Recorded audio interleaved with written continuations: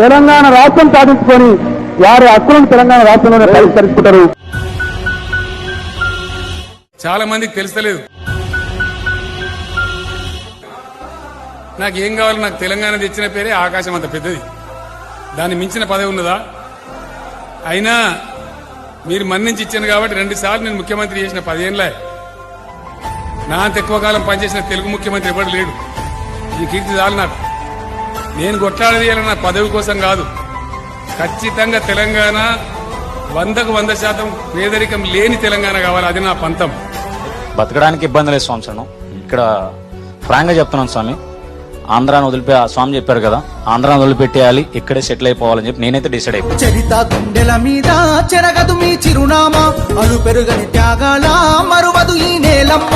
మారాజు నీవయ్యా, మారేడు నీవయ్యా.